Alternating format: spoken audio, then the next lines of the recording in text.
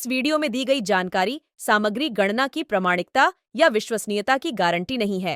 सूचना के विभिन्न माध्यमों, ज्योतिष, पंचांग, प्रवचनों, धार्मिक मान्यताओं, धार्मिक ग्रंथों आदि से संकलित करके यह सूचना आप तक प्रेषित की गई है। हमारा उद्देश्य सिर्फ सूचना पहुंचाना है। पाठक या उपयोगकर्ता इसे सूचना समझकर ही ले। इसके अतिरिक्त इसके किसी भी तरह से उपयोग की जिम्मेदारी स्वयं उपयोगकर्ता या पाठक की ही होगी। कहते हैं, जिस घर में साफ सफाई होती है, माँ लक्ष्मी वहां निवास करती है। इसी वजह से शुक्रवार के दिन घर के मेन गेट को एकदम साफ सुथरा रखें और गंगा जल का छिड़काव करें। इसके साथ ही दरवाजे पर शुभ लाभ और स्वास्तिक बनाएं। माँ लक्ष्मी घर के मुख्य द्वार से ही प्रवेश करती हैं। कहते हैं कि शाम का समय माँ लक्ष्मी के आगमन का समय होता है। इस समय पूरे घर की लाइट को जलाकर रखें। घर के किसी कोने में भी अंधेरा नहीं रहना चाहिए। ऐसा करने से घर में नकारात्मक ऊर्जा का वास होता है और माँ लक्ष्मी घर में प्रवेश नहीं करती। विशेष जब कामना रहती है, विशेष कामना, आज आपका मन कर गया 108 चावल के दाने मेरे को शिव जी को चढ़ाना, 108 चावल के दाने मुझे आज शंकर भगवान को चढ़ाना। विशेष आज आपके मन में कोई मनोरथ बड़ा है, कोई कामना बड़ी है और बाबा से आपने विनती करी कि मेरा ये कार्य अटक रहा है, आप पूरा करोगे, मुझे विश्वास है। 108 चावल के दाने चढ़ाना। आपने चंदन लगाया, हाथ की हथेली पर 108 चावल के दाने जो घर से गिनकर लेकर गए हो उसको हथेली में रखा।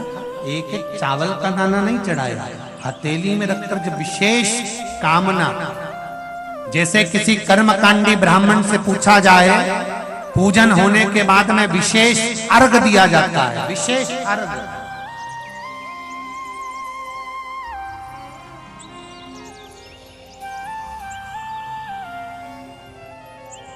उसी तरह विशेष कामना के लिए दुख कटता ही नहीं है, दुख कट ही नहीं रहा।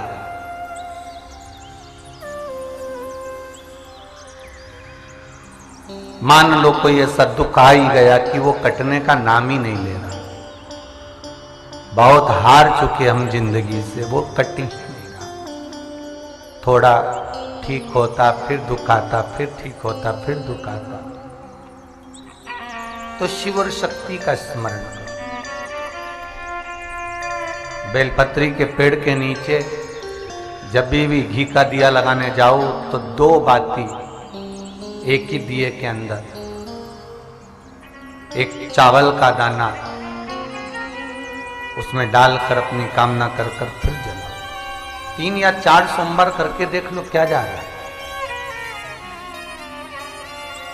अगर मान लो कोई दुख ऐसा है कि वो कटने का नाम ही नहीं ले रहा है, कट ही नहीं रहा है, कभी कुछ तकलीफ, कभी कुछ, बाबा का, शिव और सती का, शिव और पार्वती का, शिव शक्ति का, शिव अन्नपूर्णा का स्मरण कर कर लगाओ। जैसे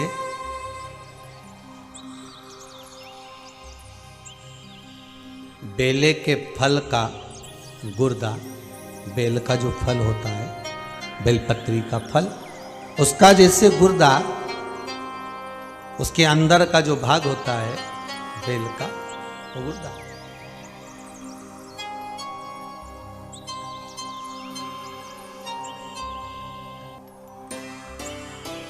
उसको अग्नि में जलाकर उसकी भस्म तैयार कर कर छान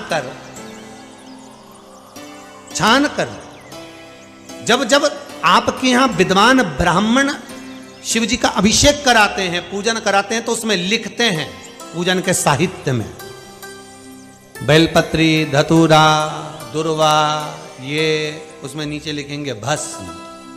लिखते कि नहीं लिखते? लिखते हैं ना, भस्म अभिषेक में चाहिए रहते। तब उस भस्म का थोड़ा सा भी भाग आप अगर शिव को समर्पित कर रहे हो तो ये जान लें कि शंकर मनवांछित फल प्रदान कर रहे हैं, शिव फल प्रदान कर रहे हैं।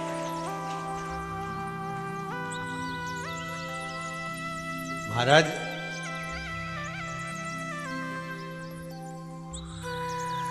बेलपत्री के वृक्ष के नीचे बैठकर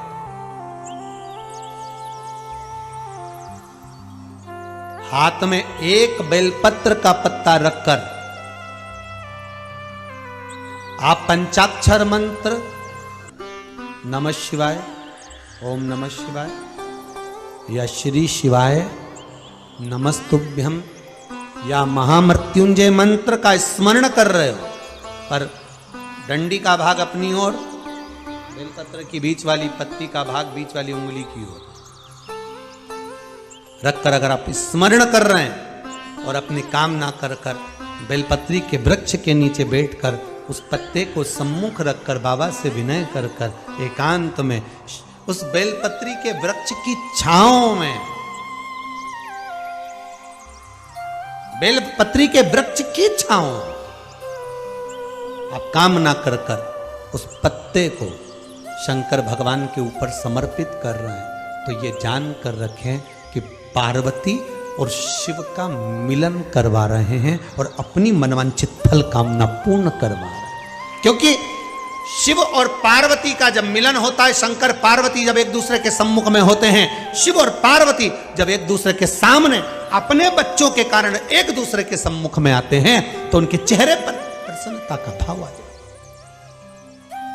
है। फल, मनवांचित फल की कामना आप जिस कामना के लिए कर रहे हैं, विवाह के लिए, नौकरी के लिए, सर्विस के लिए, व्यापार के लिए, रोग मुक्ति के लिए, आप जिस कामना से कर रहे हैं, बस उससे कह कर कभी सोमवार का दिन हो, क्योंकि शंकर जी को सोम प्रिय है, सोमवार का दिन, चंद्र का वार शिव जी को प्रिय है, शिव जी को प्रिय है। दुकान पर 24 घंटे बैठो तो व्यापार नहीं होता, घर में लक्ष्मी नहीं टिक रही हो, पैसा नहीं आ रहा हो, तो बड़ के पेड़ के नीचे, पीपल के पत्ते के ऊपर, बड़ के पेड़ के नीचे की मिट्टी को गीला कर कर पीपल के पान पर, पीपल के पत्ते पर एक शंकर जी के शिवलिंग का निर्माण करो। क्या बनाना? शंकर भगवान का शिवलिंग। शिवलिंग बनाकर उसकी बटकेश्वर महादेव के नाम से पूजन करो। 7 बार कच्चा दही चढ़ा दीजिए। उस दही को थोड़ा सा चम्मच में उठा लीजिए। उस दही को लाकर जहां तुम्हारा व्यापार है, जहां तुम कमाने के लिए बैठते हो, दुकान पर बैठते हो, उस दुकान पर उस दही से स्वस्तिक बना दीजिए। और इस पीपल के पत्ते पर जो बटकेश्वर महादेव का तुमने निर्माण करा है, इसको ले जाकर विसर्जन कर दीजिए। आपकी दुकान 3 महीने के अंदर धड़ाके से चलना प्रारंभ हो जाएगी। लक्ष्मी की कभी कमी नहीं आएगी। यह बटकेश्वर महादेव का पूजन है। कौन से महादेव है? जम के बोलिए, बटकेश्वर। स्कंद पुराण कहती है, जिस व्यक्ति पर कर्जा बहुत ज्यादा मात्रा में हो जाता है और कर्जा चूकता नहीं है, आप बहुत प्रयास कर लिए, करोड़ों रुपए का कर्जा हो गया, यहाँ से लिया वहाँ दिया, वहाँ से उठाया वहाँ दिया, वहाँ से उठाया वहाँ दिया, तो निवेदन है, कभी मौका लगे कर्जा मुक्ति के लिए सारे वृक्षों में अगर कोई श्रेष्ठ वृक्ष माना गया है तो वो बट का वृक्ष माना गया महाराज। इसलिए प्रशासनिक कार्य के लिए, मानसिक टेंशन में, परेशानियों में बटकेश्वर महादेव का स्मरण किया जाए। और यदि निवेदन करूंगा, बहुत ज्यादा यदि आपको कर्जा हो गया है, बहुत ज्यादा कर्जा हो गया और वो कर्जा चूक ही नहीं रहा, तो थोड़े दिन बड़ के पेड़ के नीचे आप बटकेश्वर महादेव के लिए 1 लोटा पानी, उसमें थोड़ा सा पिसा हुआ चावल पीस के गला लेना, चावल को और पीस लेना, पीस के उस पानी में मिला लेना और मिलाकर उसमें थोड़ी सी हल्दी पिसी हुई डालकर बटकेश्वर महादेव के नाम से बड़ के पेड़ के नीचे अपनी कामना कर कर जो कर्जा हुआ है उस कर्जे का भान देते हुए, स्मरण देते हुए छोड़ दीजिए। महाराज 2 या 3 सोमवार एक ही जगह पर करना। 3 सोमवार बाद वहीं से बड़ के पेड़ की थोड़ी सी जड़ उठा लाना और उस जड़ को एक कोई धागे में बांधकर या तो अपनी गले में डाल लो या अपनी जेब में पटक लो, उसको थोड़े दिन पटक कर रखना, लगभग 2 से 3 महीना पटक कर रखो। वो जड़ जैसे बड़ का पेड़ विस्तार होता है, पानी गिरे ना गिरे, जल वृष्टि हो ना हो, गर्मी पड़े ना पड़े, तो दोस्तों, यहाँ पे हमारी वीडियो समाप्त हुई। उम्मीद करती हूँ हमारी ये जानकारी आपको जरूर पसंद आई होगी। हमारी वीडियो को लाइक जरूर करें और हमारे चैनल को सब्सक्राइब और शेयर करना ना भूलें। जय श्री राम,